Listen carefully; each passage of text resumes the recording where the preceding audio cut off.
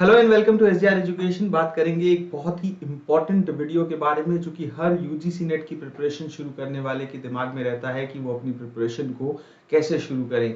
तो ये आपको दिख रहा है कि जस्ट स्टार्ट, तो एक तो ये भी बड़ा जरूरी है कि आप शुरू कर दें और प्रोसेस आपको धीरे धीरे क्या करती है, रिफाइन करती है और आप जो है चीजों को सीख जाते हैं। थोड़ी गलतियां भी करते हैं विद इन द प्रोसेस, लेकिन धीरे धीरे चीजें आपके लिए सही हो जाएंगी। तो देखिए, अनअकैडमी एक्सेलरेट एक आपके लिए बेनिफिट लेके आ रहा है।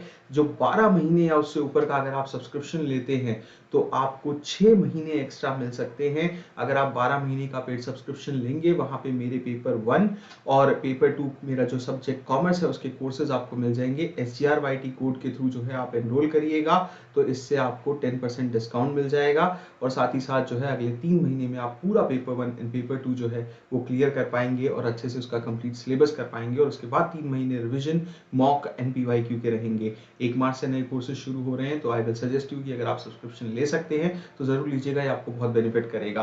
5 ऐसे स्टेप्स की बात करेंगे जो कि आपकी नेट JRF की जर्नी को शुरू कर सकते हैं। मेरी अभी रिसेंटली बहुत सारे जो है इंटरव्यूज में कई लोगों से बात हुई जिन्होंने JRF किया है, जिन्होंने अच्छी रैंक हासिल की है। तो मेरी ये कोशिश होगी कि उन सब से जो मैंने एक्सपीरियंस लिया वो सब इस पर्टिकुलर वीडियो में मैं आपको दे पाऊँ। तो देखिए, सबसे ज़रूरी जो चीज़ है वो है नोट्स, क्योंकि मैंने आज तक कोई ऐसा टॉपर नहीं सुना है जिसने कि बहुत कम नोट्स बनाए हों या ना के बराबर नोट्स बनाए हों और जो है वो पेपर को पास कर गया। देखिए, नोट्स बहुत ज़रूरी हैं। इसका एक रीज़न ये है कि नोट्स आपको रिविजन में बहुत हेल्प करते हैं। नोट्स बनाने में समय बहुत जाता है कि जैसे 1 घंटे की क्लास है, मान लीजिए 1.5 घंटे की क्लास है, तो फिर 1 घंटा ही लगभग हमको लगेगा नोट्स बनाने में। लेकिन यकीन मानिए, ये जो एक क्लास आपने 1.5 घंटे की और फिर 1 घंटा नोट्स बनाने में लगाया, जो अभी 2.5 घंटे आपके प्रिपरेशन के शुरू में लग गए, लेकिन आने वाले समय में 5 मिनट से 10 मिनट में ही आप इस क्लास से लिया गया सारा नॉलेज जो है नोट्स के थ्रू रिवाइज कर सकते हैं। अपने नोट्स को बनाते हुए प्रिसाइज रहिए, कंसाइज रहिए। मेरा एक वीडियो है इसी चैनल पे, हाउ टू मेक नोट्स, उसमें कुछ रेफरेंसेज हैं तो मैं आई बटन में लगा दूंगा, आप देख लेना। और साथ ही साथ जो है नोट्स जैसे भी बनाएं, रनिंग नोट्स बनाएं या फिर आप क्लियर प्रिसाइज नोट्स बनाएं, लेकिन कुछ हद तक जो है वो जरूर नोट्स बनाया करिए। अपनी हर क्लास के साथ पेन कॉपी लेके बैठना बड़ा जरूरी है। दूसरा कि एक शेड्यूल बहुत जरूरी है। देखिए, शेड्यूल से मेरा कहने का मतलब क्या है कि हर इंसान का शेड्यूल अपने हिसाब से बनेगा, क्योंकि सबकी अपनी जो है एक सॉर्ट ऑफ, एक इंसान बिजी होता है अपनी लाइफ में। कोई जॉब कर रहा है, कोई जो है वो घर संभालता है, कोई जो है होम मेकर है, तो ऑब्वियसली जो घर संभाल रहा है उसके लिए अलग पैटर्न होगा। लेकिन मेरा ये कहना है कि पेपर 1 और पेपर 2 रोज आपको इन दोनों को समय देना चाहिए। पेपर 2 क्योंकि 100 क्वेश्चंस आते हैं तो इसके लिए आपको, मान लीजिए कि आप 1 घंटा इसको समय दे रहे हैं तो 30 मिनट जो है वो आपको यहाँ समय देना चाहिए। उसके अलावा आप क्लासेस कर सकते हैं। तो ये सेल्फ स्टडी का टाइम जो है वो एक अच्छा शेड्यूल बना के जरूर निकाल लेना चाहिए। रीजन क्या है कि देखिए, आप अगर अपने सब्जेक्ट को, कि मैं आज मान लो टीचिंग और रिसर्च पढ़ूंगा, फिर DI और RC पढ़ूंगा, तो इसी तरीके से आप ना अपने पेपर 1 की 10 यूनिट्स को और पेपर 2 की 10 यूनिट्स को ना जोड़ियां बना सकते हैं उसकी, और 5 दिन में इसे जो है वो आप बांट सकते हैं। जैसे कि भाई मंडे को मैं ये दोनों चीजें पढ़ने वाला हूँ, फिर ट्यूसडे, फिर वेडनेसडे, फिर थर्सडे, फिर फ्राइडे। तो ये 5 दिनों में आप 2-2 सब्जेक्ट की जो जोड़ी बनाएंगे उसके थ्रू 10 सब्जेक्ट कवर कर पाएंगे। और अलॉटेड जो आपने टाइम दिया है कि 30 मिनट पेपर 1 को दूंगा तो 15-15 मिनट टीचिंग और रिसर्च पढ़ लूंगा। 1 घंटा पेपर 2 में है तो जैसे कॉमर्स सब्जेक्ट में आप IB एक दिन कर लें, मार्केटिंग एक दिन कर लें, इसी तरह से अपने पेपर 2 के सब्जेक्ट के जो है 5 कॉम्बिनेशन बना लें। इससे क्या होता है कि इससे हमको पता रहता है कि हम पे कितना समय है अभी हर सब्जेक्ट को पढ़ने के लिए। जैसे मान लो पेपर में अभी 3 महीने हैं तो 90 दिन है। 90 दिन को अगर आप 5 से डिवाइड करोगे तो आपके पास कितना आ जाएगा, 18 बार आपको मौका मिलेगा हर 2 सब्जेक्ट सेल्फ स्टडी में पढ़ने का, सिर्फ अगर 3 महीने एग्जाम में बाकी हैं तो इससे एक अच्छा आइडिया लग जाता है। दूसरा, हम टाइम वेस्ट नहीं करते। जब पढ़ाई करना शुरू ही करते हैं कि भाई हम क्या पढ़ें, क्या करना था क्या नहीं, तो एक डायरेक्शन भी रहती है कि ओके, आज टीचिंग रिसर्च का दिन है, आज DIRC का दिन है, आज ICT हायर एजुकेशन का दिन है। तो इस तरीके से शेड्यूल वाइज तैयारी करना एक एडिड बेनिफिट रहता है। दूसरा कि ऑनलाइन एजुकेशन है, क्लासेस ज़्यादा होती है तो देखिए यहाँ आपको सेलेक्टिव भी होना पड़ेगा थोड़ा बहुत, और जो आपके लिए ज़रूरी क्लासेस हैं आप उनको हमेशा देखें। जैसे मैं आपको सजेस्ट करूंगा कि रात को जो 10 बजे की फ्री क्लास होती है मेरी, उसको हमेशा देखा करिए। अनअकैडमी पे होती है जिसमें मैं रोज आपको पेपर 1 के 20 से 25 सवाल जो है वो डेली कराता हूँ। इससे एक डेली प्रैक्टिस होती रहती है, क्वेश्चन पढ़ने की एबिलिटी बढ़ती है और पेपर 1 जो हमारा स्कोरिंग सब्जेक्ट है उसमें हमको एक अच्छा मौका मिलता है अच्छा स्कोर करने का। और ये हम पिछले 2 साल से कर रहे हैं तो एक बहुत अच्छी कमांड जो है वो बन जाती है आपकी क्वेश्चंस के ऊपर। देखिए, क्लासेस में ये जरूर ध्यान रखिए कि आपको बहुत ज्यादा क्लासेस लेना भी एक अच्छी चीज नहीं होती है। तो आपको सेलेक्टिव रहना होगा। अपनी सब्जेक्ट की क्लासेस जो होती है, जैसे कॉमर्स अगर मेरा सब्जेक्ट है तो सब्जेक्ट की क्लासेस को प्रायोरिटी दीजिए, ज्यादा सब्जेक्ट की क्लासेस किया करिए। करिए, फिर पेपर 1 की क्लासेस में जो क्वेश्चंस की क्लासेस होती है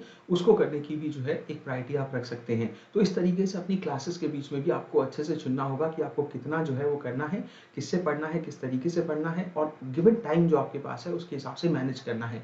एक हिस्सा कि आप जो भी क्लास करते हैं उस टॉपिक को बहुत अच्छे से रिवाइज करना बहुत ज़रूरी है, क्योंकि अगर आप रिवाइज नहीं करोगे और फिर आज पढ़ी हुई चीज़ को 1 महीने बाद हाथ लगाओगे तो साइंस तो कहती है कि 40% ही हमको याद रहता है अगले दिन ही जो हम आज पढ़ते हैं उसका।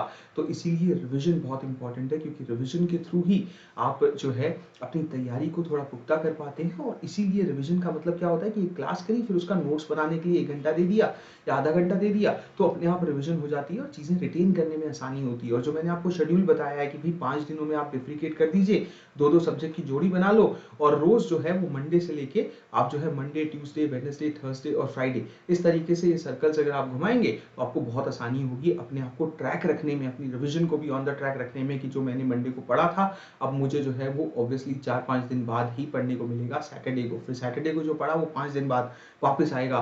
तो इससे एक अच्छी साइकिल बन जाती है जो आपको फॉलो करनी चाहिए। Last but not the least mock test बहुत इंपॉर्टेंट है, क्योंकि देखिए इस बार एग्जाम में जो पैटर्न आया उसमें इंग्लिश लिखी थी, फिर हिंदी में लिखा था, फिर ऑप्शंस लिखे थे और फिर 1 2 3 4 में से सेलेक्ट करना था। बहुत लोगों को पेपर पढ़ने में दिक्कत हुई, स्क्रोलिंग की दिक्कत हुई।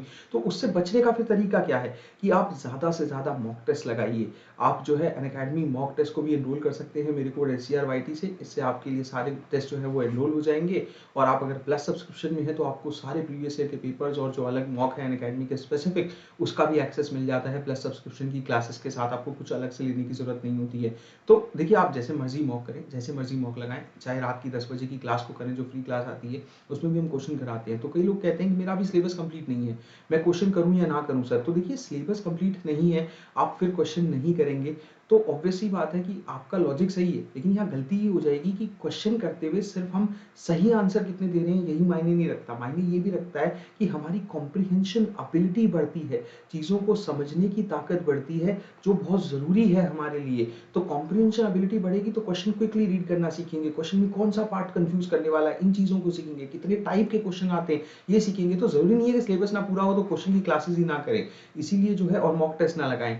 मॉक टेस्ट से आपको एक आइडिया मिलता रहता है कि आप अपनी प्रिपरेशन में कहाँ स्टैंड कर रहे हैं। फिर मॉक का अच्छे से एनालिसिस करिए और मॉक से सीखिए और अपनी मिस्टेक्स जो आपको मॉक में मिलती है उस पर काम करिए, दोबारा वो मिस्टेक नहीं होनी चाहिए ये ध्यान रखिए। तो इसीलिए मॉक आपको कई और मायनों में भी हेल्प करते हैं सिवाय इस बात के कि आप मॉक में कितना स्कोर कर रहे हो, क्योंकि मॉक में स्कोर करना इंपॉर्टेंट नहीं है, लेकिन ये बड़ा इंपॉर्टेंट है कि कॉम्प्रिहेंशन की एबिलिटी वहां से पिक होती है, एनालिसिस आप करते हैं अपनी गलतियों का, गलतियों से सीखते हैं, रिपीटेड मिस्टेक नहीं करेंगे, क्वेश्चन का क्या पैटर्न है ये समझेंगे, क्वेश्चन को क्विकली रीड करने की, उसका एसेंस जानने की ताकत आपको मिलेगी। होप कि ये वीडियो जो है आई होप कि आपको मदद करेगा आपकी प्रिपरेशन में। Please do subscribe the channel, आपको इसी तरह के यूजफुल वीडियोस जो है वो मिलते रहेंगे।